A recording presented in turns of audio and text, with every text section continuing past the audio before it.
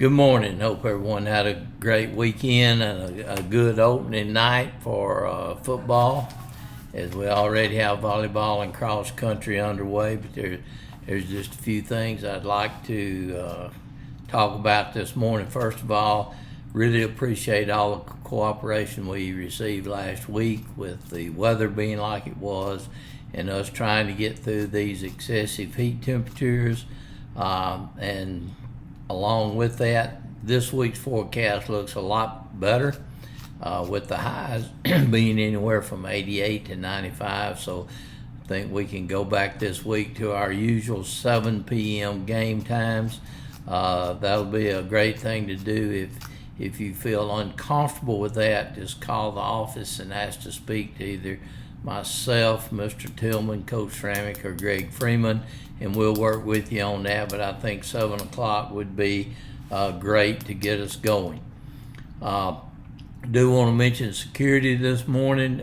Most of you read the papers. We had some incidents in Alabama where there were shots fired. We had incidents in Oklahoma with shots fired, and one incident here in our state. And we are working through that this morning, and we'll keep all of our schools and the board informed about what's going on there. Fortunate in our case, the shots were fired outside of the stadium and not inside. The person was apprehended, and there were no injuries at all. So I say all that to remind you to make sure that you have security there. This can happen anywhere at any time. Make sure you have adequate security, follow your emergency action plans, and hopefully everything will turn out great, but at least we will have everything covered. The last thing this morning is we've been very patient with schools about putting their scores on Scorebook Live. We've been emailing those schools and those coaches who failed to do so.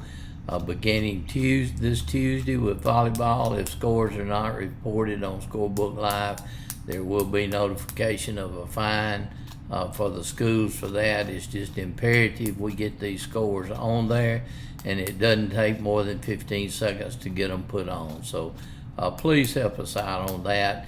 As well as football, this past Friday night we had about 15 scores that were not reported. So we need to do a better job of that, and beginning this weekend, the same penalty will be assessed for failing to have your football scores on there. We have been working very hard on compliance, and we've gotten great response from our schools.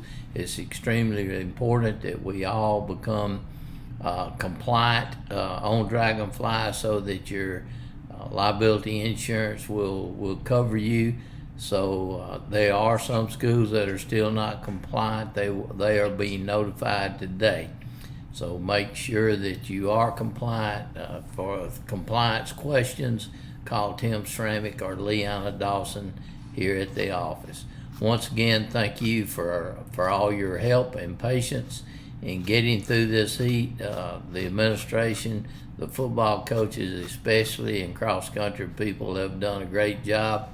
We've had a great cooperation from our Trainers Association and our high school trainers who continue to do a good job to keep our athletes safe during practice and at competition. So with that, I hope everyone has a good week, and let's just keep everything going in a positive direction and have a great 23-24 school year. Thank you for what you do.